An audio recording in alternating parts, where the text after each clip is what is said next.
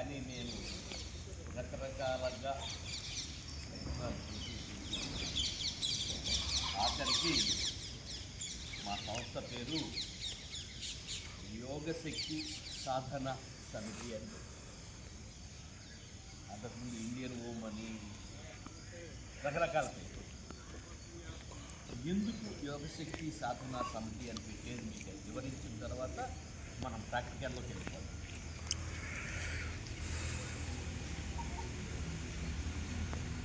యోగా ఎప్పుడు పుట్టింది ఎప్పుడు?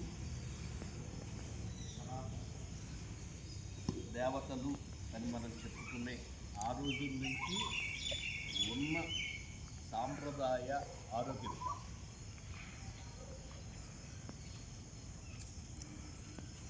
కానీ దీనికి అంతర్జాతీయంగా గుర్తింపు ఎప్పుడు వచ్చింది? జూన్ 2014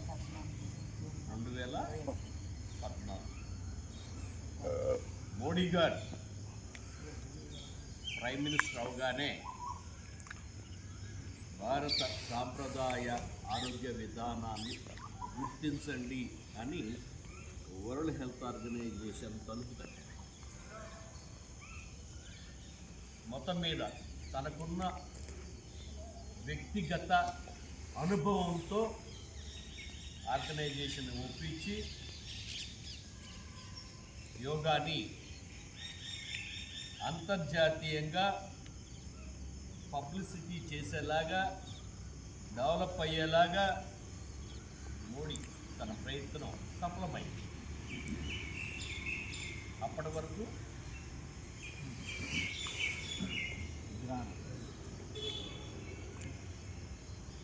అయితే 1948లో ఏర్పడింది వరల్డ్ హెల్త్ ఆర్గనైజేషన్. వీళ్ళు చెప్పిన మాట ఏంటంటే 2000 నాటికి అందరికీ ఆరోగ్యాన్ని ఇస్తాం అని బయలుదేరారు. ఆ టైంలో రకరకాల ఆరోగ్య విధానాలు వృద్ధి చెందాయి. ఆ వృద్ధి చెందిన వాటిలో అలోపతి బాగా బూస్ట్ దొరికింది. మొత్తం ప్రపంచమంతా మేమే అనేలాగా వ్యాప్తి చెందారు. అంతవరకు బాగానే డెవలప్ అవడం ఎక్కడ తప్పే కాదు. అయితే ఇప్పుడున్న పరిస్థితి ఏంటి అని మనం గమనిస్తే,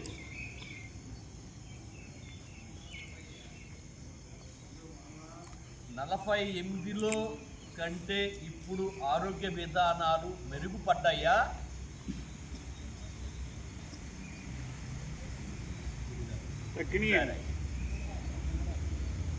కదా? గుర్తుపెట్టి ఈ వరుడు ఆ ఒక్కటే అర్థం చేసుకుంటే, రీసెంట్గా అమెరికా నుంచి 2 డాక్టర్లు, ఒకళ్ళేమో చికిత్స కోసం వచ్చారు, ఒకళ్ళేమో వాళ్ళ మదర్ మోకాళ్ళ నొప్పులు ఎట్లా తగ్గిస్తున్నారో నన్ను అడగటానికి వచ్చారు.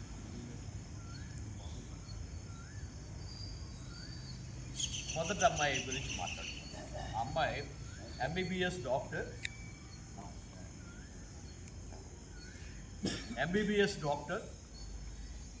Dental, age 27. అమ్మాయి నా దగ్గరికి ఎందుకు తీసుకొచ్చారు అంటే, ఆల్రెడీ ఇక్కడ ఆర్థోపెడిక్ డాక్టర్ని కలుస్తూ ఉంది, 2 నరాల డాక్టర్ని కలుస్తూ ఉంది, 3 సైకాలజిస్ట్ని కలుస్తూ ఉంది. ఏంటి ఆవిడ ప్రాబ్లం అంటే, ఈ లెఫ్ట్ సయాటికా నడుము నొప్పి విపరీతమైన సమస్యగా ఉంది, నిద్ర పట్టట్లేదు. సరే అనుకోకుండా నేను తెలిసిన ఒక ఆయన ఆవిడకి తారసపడ్డాడు. నో ముగ్గురు కాదు, ఒకళ్ళ దగ్గరికే వెళ్దాం అని చెప్పి మా ఆఫీసుకి తీసుకొచ్చాడు. అంటే నాతో ఉన్న అనుబంధం మూలంగా. అతని కొడుకు కూడా పెద్ద డాక్టర్. ఎటువంటి క్రిటికల్ ఇష్యూ వచ్చినా అందరినీ పక్కన పెట్టి నా దగ్గరికి వచ్చి సాల్వ్ చేయించుకుంటూ ఉంటాడు. 10 ఏళ్ళ నమ్మకంతో ఆవిడకి చెప్పి తీసుకొచ్చాడు. మొదటి రోజు మొదటి సిట్టింగ్ ఒక గంట ఉంటుంది. ఆ గంట తర్వాత ఆవిడకి ఆ రోజు బ్రహ్మాండంగా నిద్ర పట్టింది. రెండో రోజు రెండో సిట్టింగ్తో ఈ నడుము నొప్పి తగ్గిపోయింది. మూడో రోజు నేను అమెరికా త్వరగా వెళ్ళిపోవాలి, ఈ నొప్పుల మూలంగా నేను ఇక్కడ ఉండిపోయాను, ఏం చేయమంటారు అంటే 1 hour సెల్ఫ్ హెల్త్ ట్రైనింగ్ అని ఇచ్చి పంపించా. నెల అయింది, ఇంతవరకు నో ప్రాబ్లం. అయితే మీకు నేను చెప్పాల్సింది ఏంటంటే ఆ అమ్మాయికి గాల్ బ్లాడర్ రిమూవ్ చేసి ఇప్పుడు 2 ఏళ్ళు దాటి కింద. రెండో ఆవిడ వచ్చింది. ఈ ఆవిడ కూడా MBBS డాక్టర్. ఆవిడ మా మదర్కి మోకాళ్ళ నొప్పులు ఎవరికి తగ్గని నీ దగ్గర ఎట్లా తగ్గుతాయని అడిగింది. నన్ను అడిగిన క్వశ్చన్ అది. సరే నేనేదో ఎక్స్ప్లెయిన్ చేసిన తర్వాత అమ్మ నువ్వేం చేస్తావు అని అడిగా. అమెరికాలో ప్రముఖ ట్రాన్స్ప్లాంటేషన్ సెంటర్లో నేను ట్రాన్స్ప్లాంటేషన్ సంబంధించిన డాక్టర్ని, రేడియాలజిస్ట్ని అని చెప్పిన తర్వాత ఉండకుండా అమ్మ నీ ఆరోగ్యం గురించి చెప్పు అన్నా. Gall bladder remove. రెండోది ఏం చెప్పిందంటే చెస్ట్లో గడ్డలు ఉన్నాయి, చికిత్స చేయించుకుంటున్నాను. అయితే మా ఇన్సూరెన్స్ కంపెనీ నాకు 40 సంవత్సరాల వయసు వచ్చే నాటికి ఈ చెస్ట్ ట్రాన్స్ప్లాంటేషన్ చేయించుకోవాలి అని రాసేసారు దాంట్లో. నేను అడిగిన నెక్స్ట్ క్వశ్చన్ ఏంటంటే 40 సంవత్సరాలకి నువ్వు చేయించుకోకపోతే అన్నా నో ఇన్సూరెన్స్ లేకుండా అమెరికాలో బతకలేదు.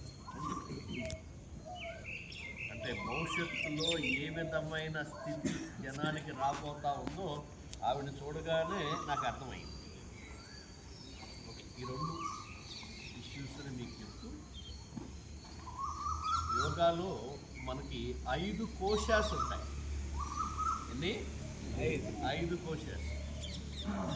1 అన్నమయ కోశ, 2 ప్రాణమయ కోశ, 3 మనోమయ కోశ, 4 జ్ఞానమయ కోశ, 5వది ఆనందమయ కోశ. అంటే జీవితాన్ని ఇంత బాగా అర్థవంతంగా వేల సంవత్సరాల క్రితమే లిఖించబడ్డ శాస్త్రం యోగ శాస్త్రం. ఏంటి ప్రతి ఒక్కళ్ళు చేయాల్సిన పని ఏంటి అంటే వాళ్ళ జీవితం పరిపూర్ణమైంది, పూర్ణ ఆయుష్ నేను బతికాను అనటానికి ఆ ఆనందమయ కోశ చేరవలసి. ఆ ఆనందమయ కోశ చేరిన వాళ్ళని యోగులు, సిద్ధులు, జ్ఞానులు, ఋషులు, ఫైనల్గా చిరంజీవులు అంటారు. మనకు చిరంజీవులు ఎవరైనా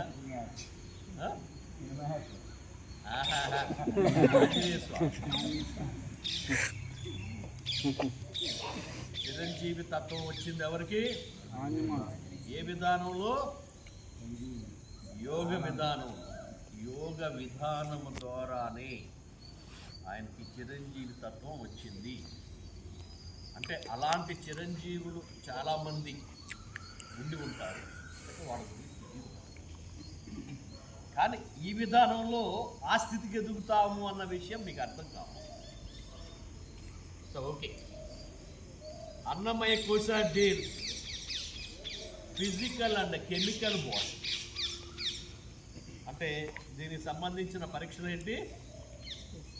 x ray, MRI, blood test, urine test. ఈ 4 టెస్టులు లేకుండా వైద్యం చేయలేని వాళ్ళు ఎవరు అంటే అల్లొకటి. ఓకే, ఇది అన్నమయ కోశ పక్కన పెట్టారు. ఆ తర్వాత ఏంటంటే ప్రాణమయ కోశ. ప్రాణమయ కోశ deals inner and outer energy. Inner ఎనర్జీని మనం ఏమంటాం అంటే ప్రాణశక్తి, అవుటర్ ఎనర్జీని ఆరా. దీనికి సంబంధించిన పరీక్షలు ఉన్నాయా అంటే థర్మల్ స్కానింగ్, తర్వాత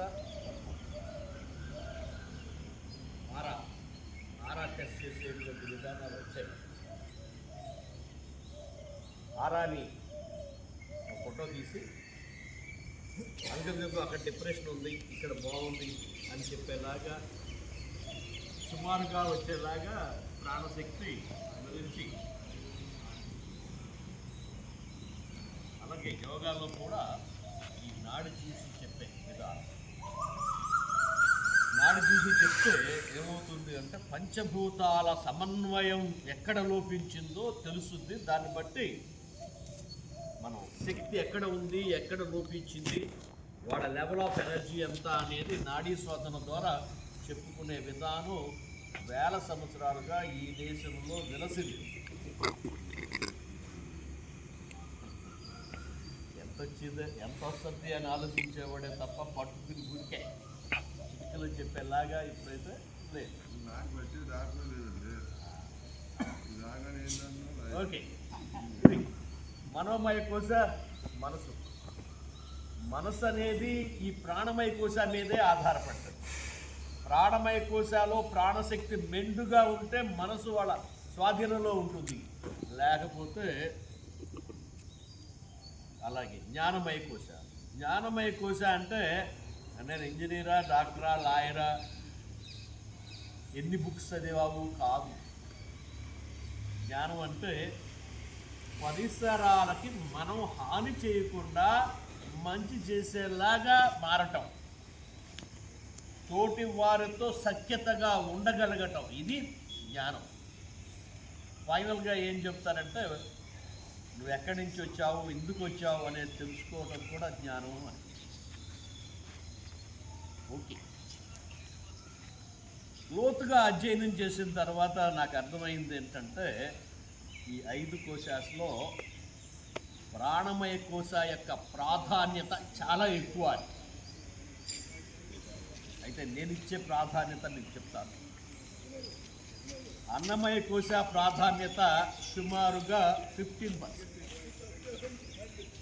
ప్రాణమయ కోశ ప్రాధాన్యత 70%, మిగతా మూటి ప్రాధాన్యత ఎంత ఉంది? ఇంకా 10%, 15. 70 ప్రాణమయ కోశ అయితే ఇదో 15, 85. ఆ చివరి 3 5. అత్యంత ముఖ్యమైనది ఏంటి అంటే దీంట్లో ప్రాణమయ.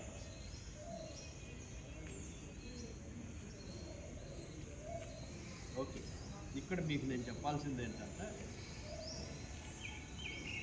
మన బాడీలో వచ్చే ప్రాబ్లమ్స్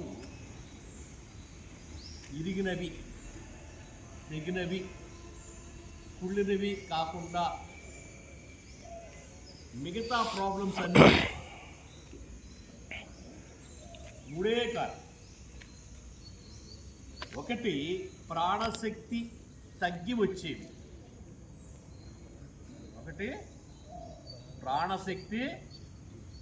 వచ్చేవి, రెండవది మనలో వేడి తత్వము, చలవ తత్వము అనేది 2 రకాలు. వేడి తత్వం పెరిగినా ప్రాబ్లమ్స్ వస్తాయి, చలవ తత్వం పెరిగినా ప్రాబ్లమ్స్ వస్తాయి. ఈ 2 సమన్వయంగా ఉన్నాయనుకోండి, ఆ రిలేటెడ్ ప్రాబ్లమ్స్ అన్నీ పోతాయి. ఓకే, మూడవది అంతర పంచభూత అవయవాల పనితీరులో వచ్చే మార్పులు అనారోగ్యానికి కారణమవుతుంది. ఏంటి అంతర పంచభూతాలు? బాహ్య పంచభూతాలు ఎవరు? ఇంతవరకు తెలిసిపోయింది కాబట్టి మీరు అంత గొప్ప లైవ్ కూడా అడిగేలాగా ఉన్నారు సమాజం.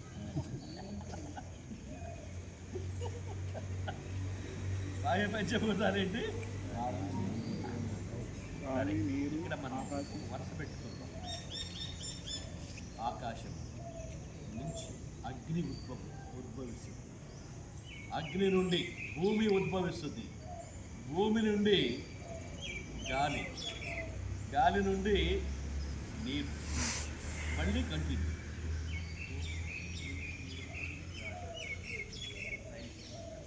అంటే ఆకాశాన్ని మనం సూక్ష్మంగా చెప్పాలి అంటే చెట్లు ఉంటాడు.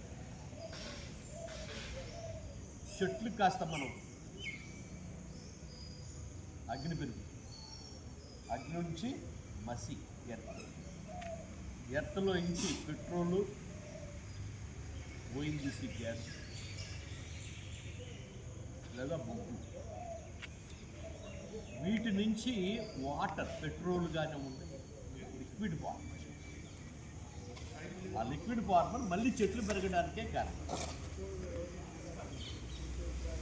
ఇది ఒక ఆర్డర్. అంటే ఈ యూనివర్స్ స్థిరంగా ఉందా, అస్థిరంగా ఉందా? కాలాలన్నీ కొంచెం కొద్ది గొప్ప తేడాతో స్థిరమైనగా ఉంది. మనకి భూమికి సూర్యుడికి దూరం 1 మీటర్ తేడా వస్తే ఇక్కడ వాతావరణంలో 1% తేడా వస్తుంది. 20 మీటర్లు మార్పు వస్తే మనం కనపడం. కానీ ఇన్ని వేల సంవత్సరాలుగా ఆ పరిస్థితి రాకుండా మనం బాగున్నాము అంటే ఈ విశ్వం స్థిరత్వంగానే ఉంది. అట్లాగే బాహ్య పంచభూతాలు ఎలా ఉన్నాయో అంతర పంచభూతాలు ఉన్నాయి. ఏంటి ఈ బాహ్య పంచభూతాలకి అంతర పంచభూతాలకి సంబంధం ఎక్కడుంది అని చూస్తే, బయట ఆకాశంలాగా మన బాడీలో లివర్ అండ్ గాల్ బ్లాడర్ పనిచేస్తుంది. బాహ్య ఆకాశం ఎలా పనిచేస్తూ ఉంది? శుద్ధి. ఆకాశం ఏం చేస్తుంది? ఎప్పటికప్పుడు శుద్ధి చేస్తుంది. అలాగే ఆకాశం యొక్క రిప్రజెంటేటివ్ ఎవరని చెప్పాను? చెట్లు. మన కార్బన్ డైఆక్సైడ్ తీసుకుని ఆక్సిజన్ ఇస్తూ ప్రకృతి శుద్ధి అయ్యేలాగా చేసే చెట్లు మన బాడీలో ఆ పనిని లివర్ అండ్ గాల్ బ్లాడర్ చేస్తున్నాయి. ఏం చేస్తుంది లివరు? బైలనే ఆల్కలైన్ జ్యూస్ని ఉత్పత్తి చేసి మనలో అంతరంగా ఏర్పడే యాసిడ్స్ని న్యూట్రల్ చేసి మనకు తెలియకుండానే లోపల ఏర్పడ్డ విష పదార్థాలని నాశనం చేస్తూ మనం ఎప్పుడూ బాగుండేలాగా చూసేటువంటి అవయవాలు లివర్ అండ్ గాల్ బ్లాడర్. డీటాక్సిఫైయర్. ఈ రెండు లివర్ అండ్ గాల్ బ్లాడర్లో రెండు కూడా ఎలా పనిచేస్తాయి అంటే మన బాడీలో పగలు రాత్రిలాగా. ఇందులో పగలు ఎవరు, రాత్రి ఎవరు అంటే లివర్ మన బాడీలో రాత్రి, గాల్ బ్లాడరు పగలు. పగలు రాత్రి బాగుంటే, సమానంగా ఉంటే అది భలే మంచిది. గాల్ బ్లాడర్ పెరిగిందనుకోండి, వేడి పెరిగిపోతుంది. వేడి సంబంధించిన ప్రాబ్లమ్స్ మన బాడీలో ఉత్పత్తి అవుతాయి. లివర్ పెరిగిపోయిందనుకోండి, లివర్ రిలేటెడ్ ప్రాబ్లమ్స్ అంటే రాత్రి చల్లదనానికి రిలేటెడ్ ప్రాబ్లమ్స్ ఉంటాయి. ఈ రెండు బాగుంటే వాళ్ళ కళ్ళు బాగుంటాయి. ఎందుకంటే ఈ లివర్ అండ్ గాల్ బ్లాడర్ యొక్క బిడ్డలాంటి. అలాగే వాళ్ళ మజిల్స్ అండ్ టెండాన్స్ కూడా బాగుంటాయి. ఎందుకంటే ఈ లివర్ గాల్ బ్లాడర్ యొక్క బంధువు. కళ్ళు బిడ్డ అయితే బంధువు ఎవరు? Muscles and tendons. ఈ రెండింటి మధ్య వ్యత్యాసం మూలంగా 500 రకాల జబ్బులు వస్తున్నాయని అల్లోపతి చెప్తా ఉంది. ఆ 500 జబ్బులకి సుమారు ఒక 100 మంది స్పెషలిస్టులు తయారు. ఈయన చేసే వైద్యం మూలంగా ఏనాడు ఈ రెండు సమస్థితికి రావు. సమస్థితికి వస్తే మూలం క్లియర్ అయిపోతుంది. ఇది మనం గుర్తుపెట్టుకోవాల్సిన అవసరం. అది ఎలా సమస్థితికి తేవాలనేది మీకు చెప్పారు. ఓకే, తర్వాత బయట వాటర్ చేసే పని ఏంటి? క్లీనింగ్. మన బాడీలో ఆ క్లీనింగ్ చేసే పని కిడ్నీ యూరినరీ. ఈ రెండు 50-50గా పనిచేసినాయి అనుకోండి. పగలు రాత్రి 12 గంటలు రాత్రిలాగా పనిచేసాయి అనుకోండి. వాళ్ళ చెవులు బాగుంటాయి, వాళ్ళ జుట్టు బాగుంటుంది, వాళ్ళ బోన్ స్ట్రక్చర్ బాగుంటుంది, రీప్రొడక్టివ్ సిస్టమ్ బాగుంటుంది. ఈ రెండింటి మధ్య వచ్చే వ్యత్యాసం ఈ ఇన్ని రకాల ప్రాబ్లమ్స్కి కారణమవుతుంది. ఓకే, మూడవది ఏంటంటే లంగ్ అండ్ లార్జ్ ఇంటెస్టైన్ వాయువులాగా పనిచేస్తాయి. లంగ్ అండ్ లార్జ్ ఇంటెస్టైన్ ఈ రెండింటి మధ్య వచ్చే వ్యత్యాసం ముక్కు సమస్యలు, స్కిన్ ప్రాబ్లమ్స్ రావటానికి కారణమవుతాం. మన బాడీలో ఉండే స్టమక్ అండ్ స్ప్లీన్ల మధ్య వచ్చే వ్యత్యాసం నోటి సమస్యలు, కాళ్ళు చేతుల్లో వీక్నెస్ గట్రా వచ్చేలాగా అవుతాం. అలాగే మన బాడీలో హార్ట్ అండ్ స్మాల్ ఇంటెస్టైన్ల మధ్య వచ్చే వ్యత్యాసం నాలుక related problems, brain related problems, blood circulation related problems వస్తున్నాయి. ఈ మధ్య బ్లడ్ సర్క్యులేషన్ బాగా తగ్గిపోయింది. బతకాలంటే ఫేస్ మేకర్లను పెడుతున్నారు. అది ఎప్పటికీ కరెక్ట్ కావటం లేదు. కానీ ఇవాళ మీరు నేర్చుకునే ఈ చిన్న క్లాస్ ద్వారా ఒక నొక్కితే బ్లడ్ సర్క్యులేషన్ పెరిగేలాగా, వాటి మధ్య ఈ చిన్న ప్రేగులు హార్ట్ మధ్య వ్యత్యాసం తగ్గేలాగా, అంటే పెద్ద పెద్ద ప్రమాదాలను సైతం తగ్గించగలిగేలాగా వైద్యం, యోగా.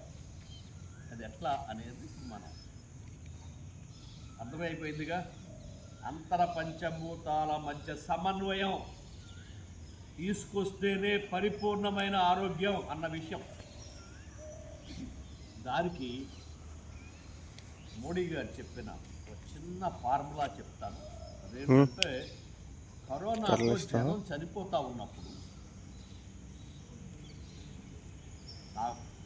నాకు తెలిసి ఏ లీడరు అలా ఒక వీడియో నా ఫిట్నెస్ అని ఇంతవరకు ఎవరు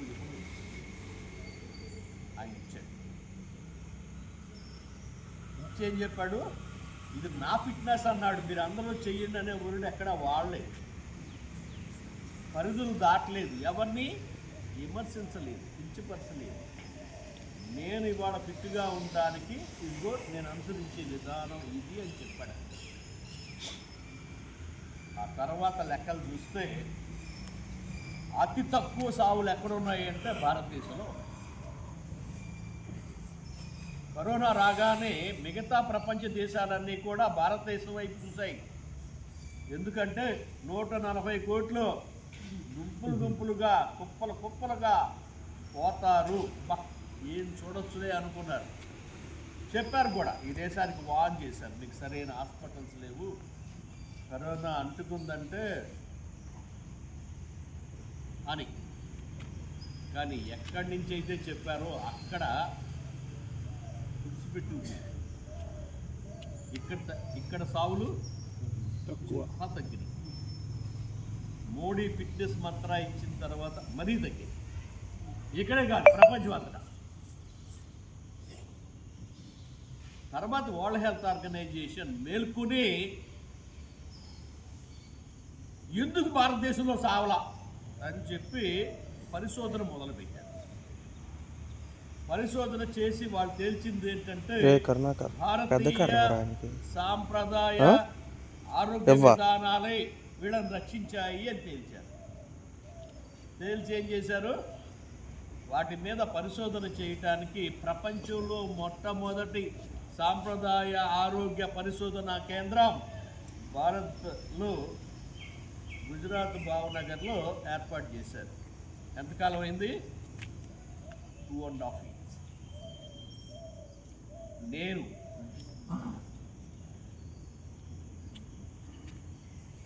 నేను స్టార్ట్ చేసి 23 సంవత్సరాలు. దేని మీద? భారత సాంప్రదాయ ఆరోగ్య విధానాలు.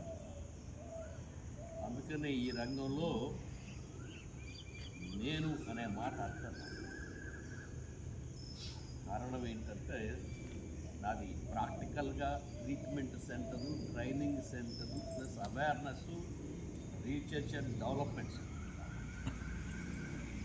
ఆ ఫలితాలను మీకు ఇవ్వటం కోసమే షార్ట్కట్ టైం కూడా తీసుకుంటాం.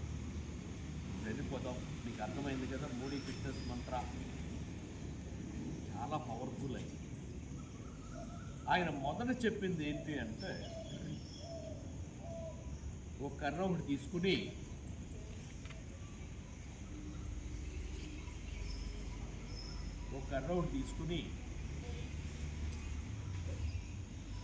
ఇట్ట అనుకుంటా ఓ చెట్టు చుట్టూ తిరుగుతాడు. ఆ చెట్టు చుట్టూ తిరిగే క్రమంలో ఆయన ఏం చేశాడంటే, మట్టిలో కాసేపు, నీళ్ళలో కాసేపు, అందరికీ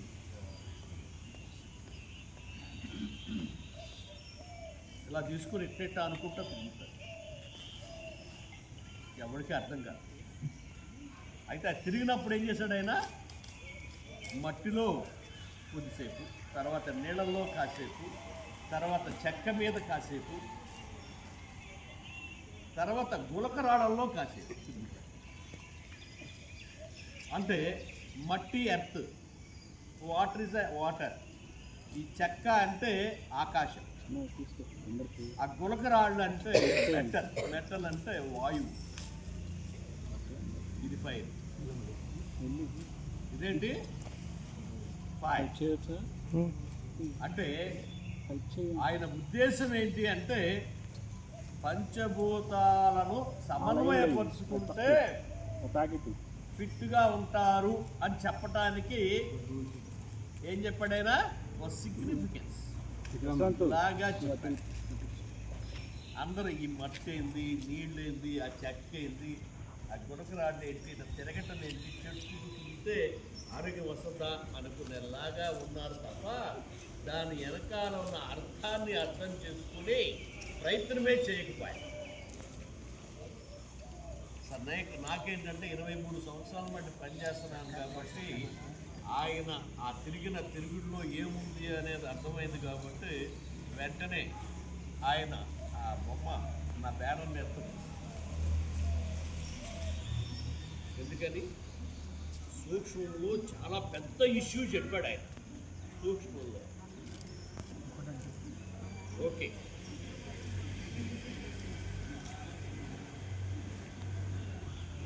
ఆయన చేసిన ఈ పనిని ఇలా అన్నాడు అని చెప్పాను కదా. దీంట్లో ఏముంది అని చూస్తే చాలా నరాలు కాదు. ఏమవుతుంది అంటే, రకరకాల కారణాల మూలంగా మన బాడీలో శక్తి తగ్గటం అనేది జరుగుతాం. రకరకాల కారణాలు, అవి ఎమోషన్స్ కావచ్చు, ఆహారం కావచ్చు, ఎన్విరాన్మెంట్ కావచ్చు, రకరకాల కారణాల మూలంగా తగ్గుతాం. ఈ తగ్గిన శక్తి ఏంటంటే ఎక్కడికో పోతుంది. తగ్గిన శక్తి ఎక్కడికి పోతుంది అని చూస్తే అరికాళ్ళల్లో, అరచేతుల్లో, చెవుల్లో స్టోర్ అయ్యేలాగా ఆ భగవంతుడు మనకు ఒక మంచి ఏర్పాటు. ఏంటంటే యూనివర్సల్ లా ఉంటుంది. అదేంటంటే శక్తిని జనింపజేయలేము, నాశనము చేయలేము. శక్తి నిరంతరం ఒక రూపం నుంచి ఇంకొక రూపంలోకి మారుతూ ఉంది.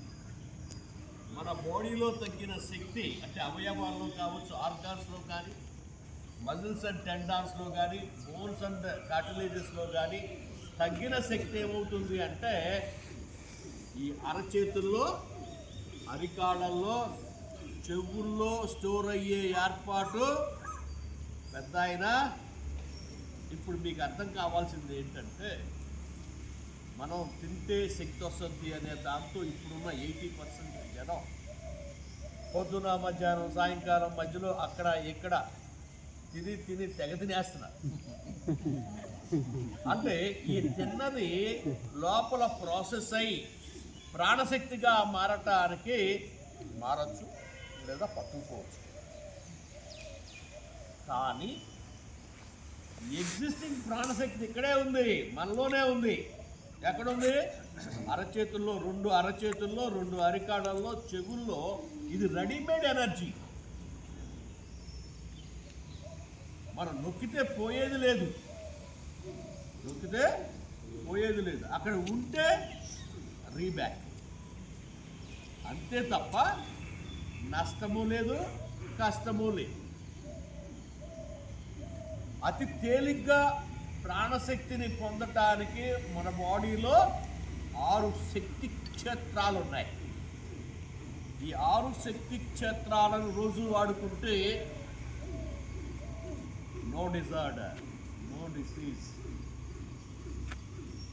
పరిపూర్ణ ఆయుష్ వచ్చేలాగా ఉన్న అతి మంచి విధానం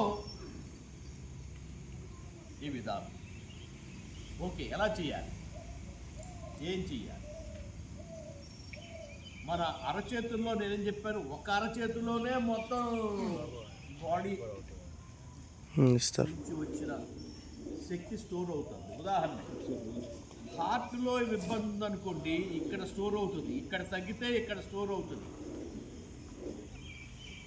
ఊపిరితిత్తుల్లో తగ్గిన శక్తి ఇదిగో ఇక్కడ స్టోర్ అవుతుంది.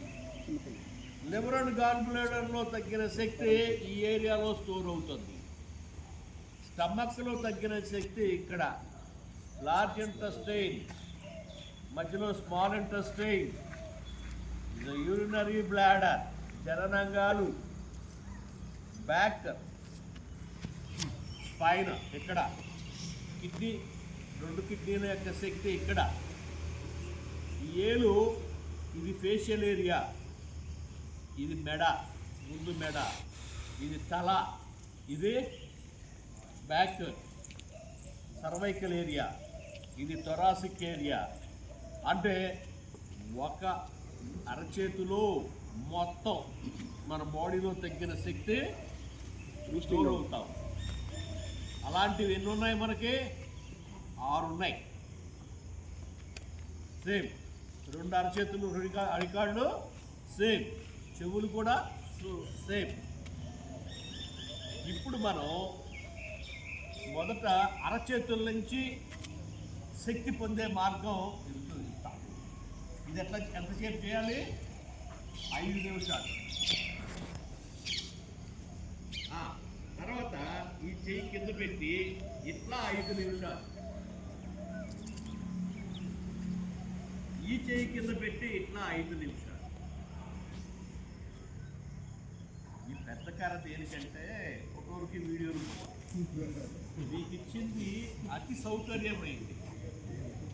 ఎప్పుడో మీ పర్సులో కానీ మీ జేబులో కానీ ఉంచుకుంటే ఎవడి మీద కోపం వచ్చింది ఇది తీసుకున్నట్టు, లేకపోతే ఆడ మీద ఎరుసుకు పడ్డారనుకోండి ఇక అట్టించట్టే.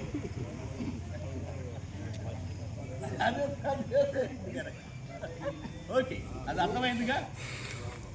అంటే ఎన్నో సంవత్సరాలుగా మేము చేస్తున్న ప్రయత్నంలో చాలామంది చెప్పారు ఇది మాకు చాలా ఉపయోగపడింది అని.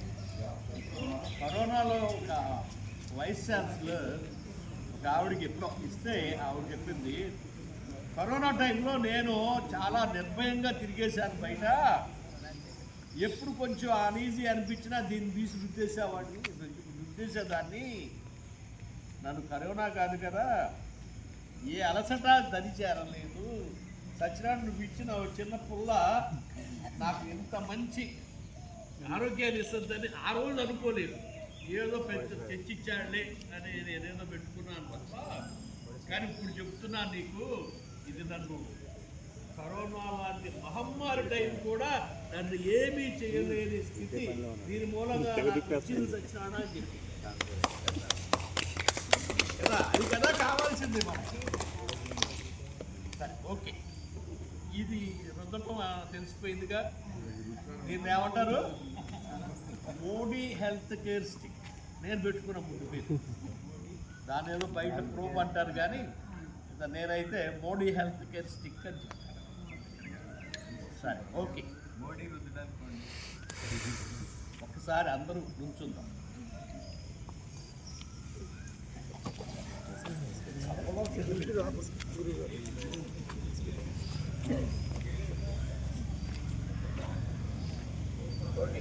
మెల్లిగా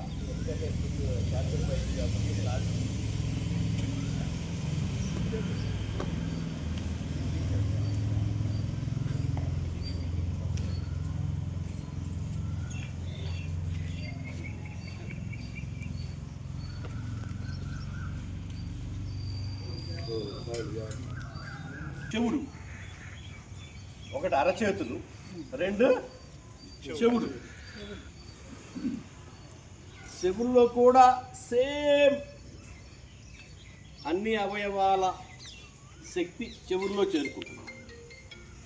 కాబట్టి ది బెస్ట్ వే ఏంటంటే కుడి చేత్తో ఎడమ చెవిని మర్దనా చేయటం. 3 నిమిషాలు కుడి చేత్తో ఎడమ చెవిని మర్దనా చేయటం. 3 మినిట్స్ అండి. అయితే ఇక్కడ నేను మీకు చెప్పాలి, ఏదైతే ఈ ఏరియా ఉందో ఇది మన తల ఫేషియల్ ఏరియా. తలనొప్పి కానీ సర్వైకల్ ప్రాబ్లం కానీ గనక మనం సఫర్ అవుతా ఉన్నప్పుడు ఈ విధంగా చేస్తే సర్వైకల్ ప్రాబ్లం పోతుంది, తలనొప్పి పోతుంది.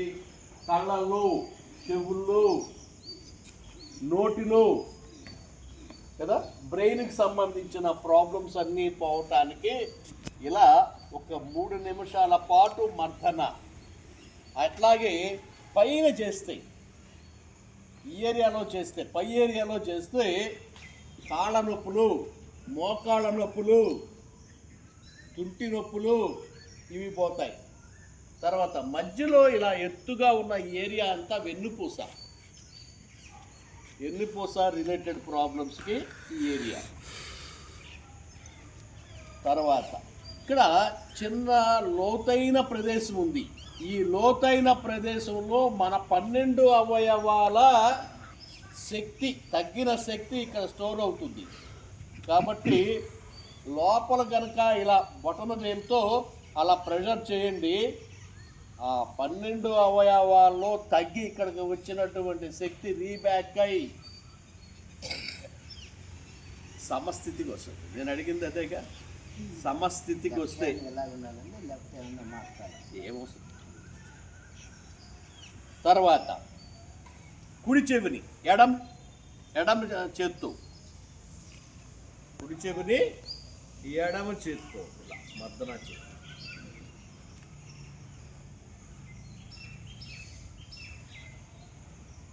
ఎంతసేపు? ఇది కూడా 3 నిమిషాలు.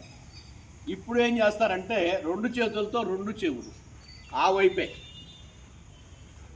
ఇప్పుడేమవుతుంది, చెవి వెనకాల మర్దన బాగా జరుగుతుంది కదా,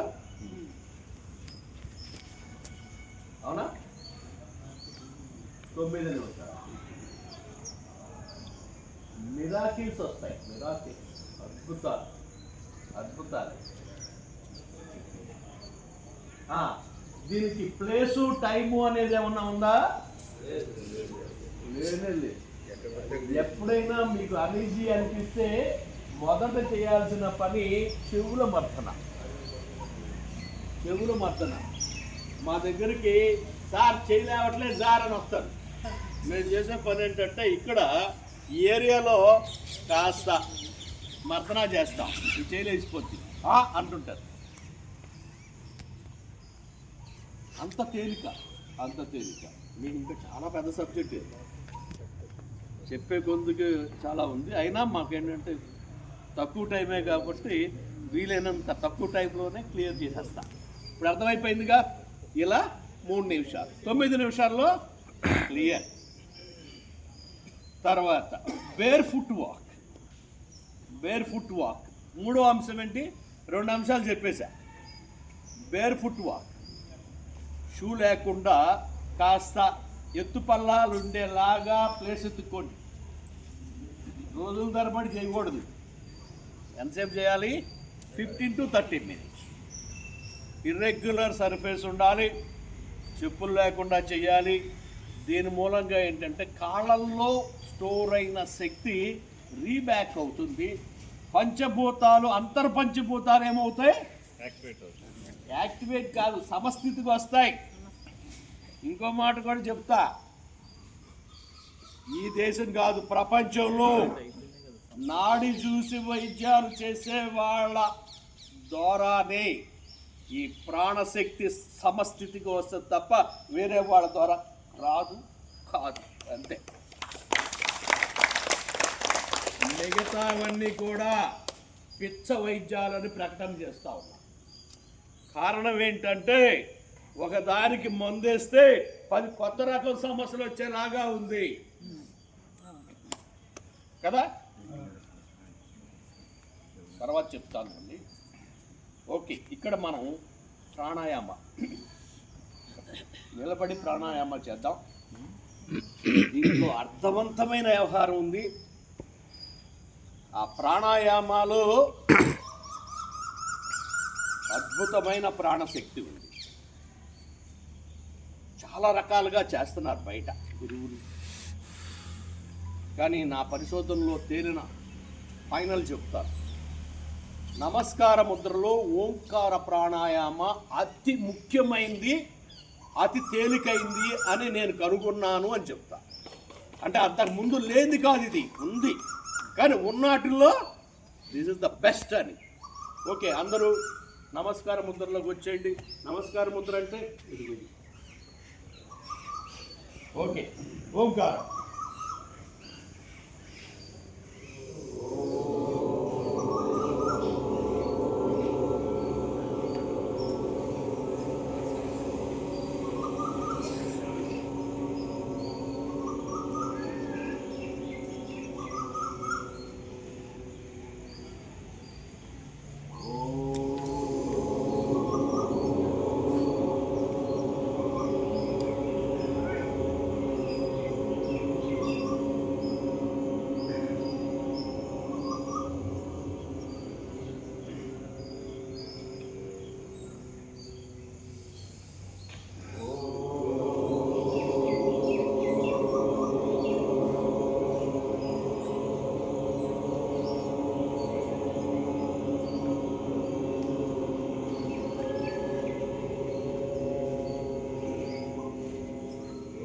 అందరు కూర్చోండి.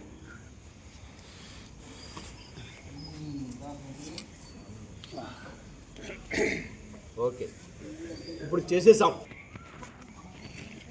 ప్రాణశక్తి ఉంటే బతుకుడు, లేకపోతే చచ్చుడు. ప్రకటన కరెక్టేనా? ఏమ్మా, ప్రాణశక్తి ఉంటే బతుకుడు, లేకపోతే చచ్చుడు. ప్రాణశక్తి 1% ఉందనుకోండి, ఎక్కడ తెలుస్తుంది? బతికే ఉన్నాడు.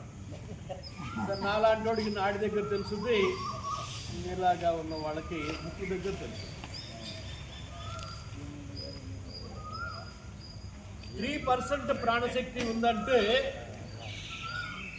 కండిషన్తో చెప్పచ్చు వీడు బతుకున్నాడు. బెడ్ మీద కొంచెం 3% ఉన్న వాళ్ళు కొంచెం అటు ఇటు కదులుతూ ఉంటారు. బతికే కండిషన్తో చెప్పి ఓ 5% ప్రాణశక్తి ఉందనుకోండి. ఎందుకంటే మన వాళ్ళు చాలా తెలివిగా ప్రాణశక్తి అంటే ఏంటి అనేలాగా ఉన్నారు.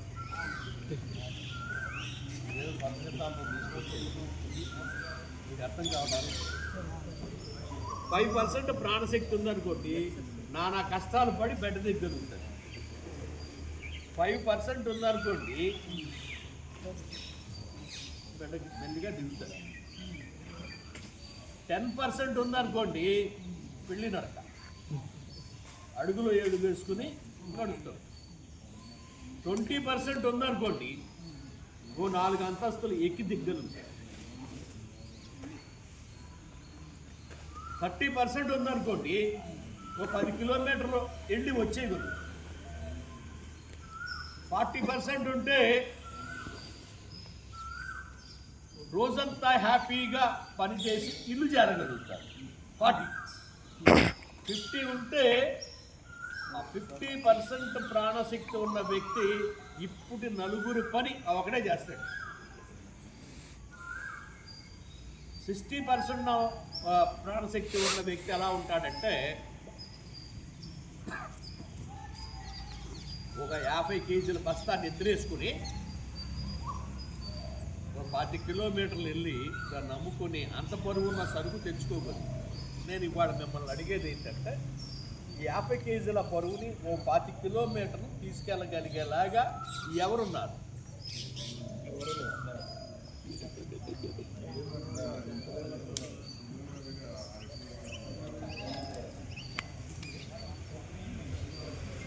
ఎవరూ లేరు అనేది రిజల్యూషన్ కదా. ఒకసారి వెనక్కి తిరిగి చూడండి. మీ తాత ముత్తాత 50 ఏంద్రా 70 తెచ్చుకో 100 వేసుకో అనేలాగా వాడు ఉన్నారు. గవర్నమెంట్ హెల్త్ ఆర్గనైజేషన్ ఈ 70 సంవత్సరాలు వచ్చిన మార్పు ఏంద్రా అంటే, జనం శక్తిహీనమై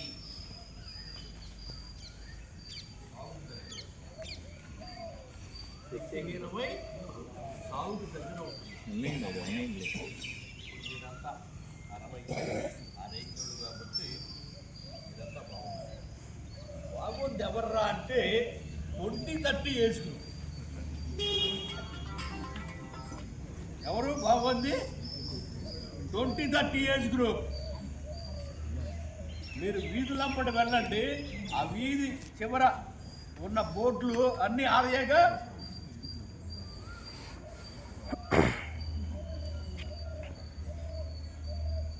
అంటే డేంజర్ గ్రూప్ ఎక్కడుందిరా అంటే 20-30లో ఉంది.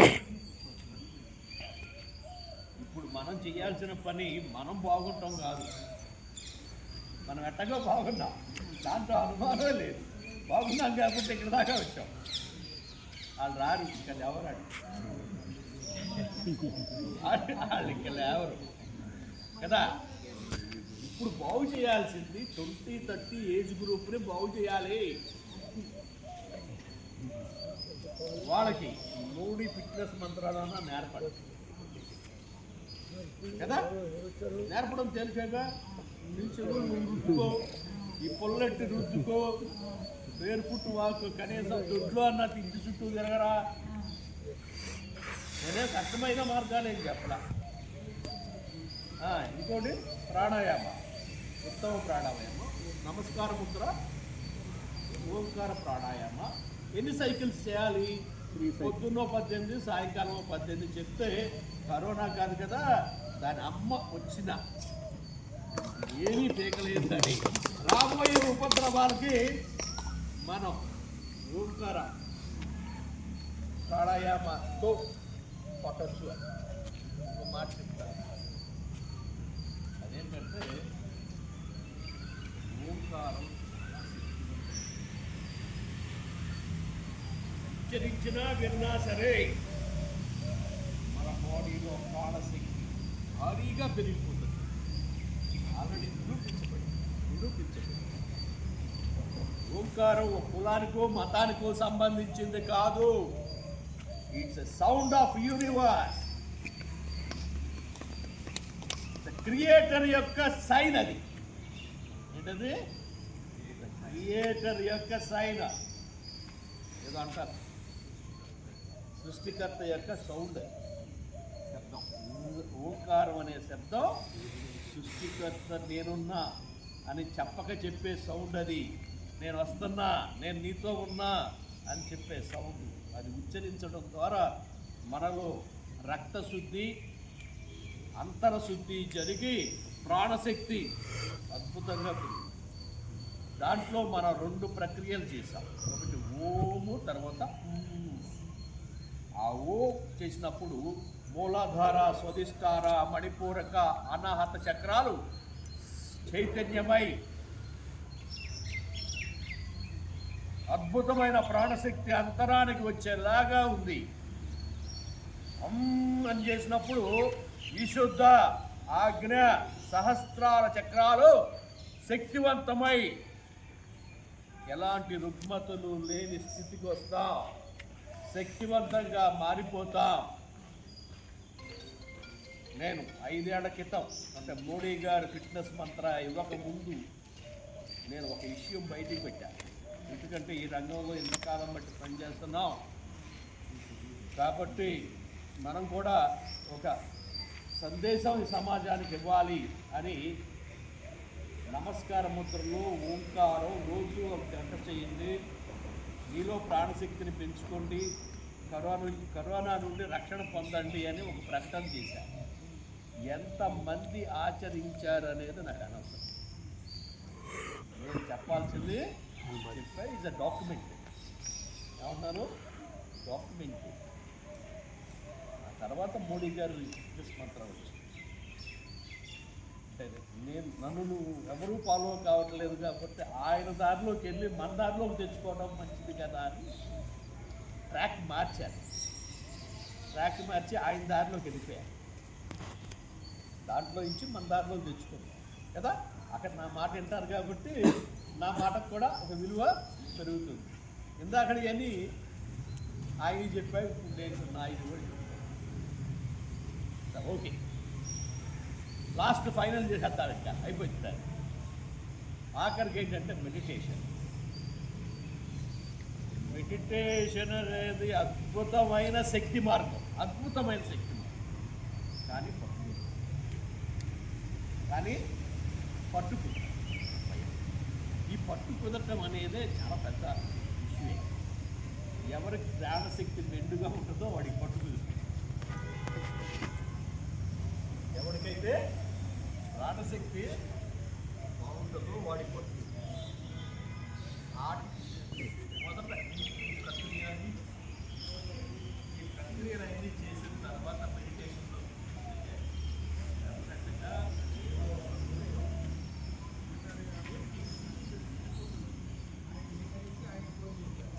మెడిటేషన్ దేనికోసం చేయాలి? ప్రాణశక్తి కావాలి.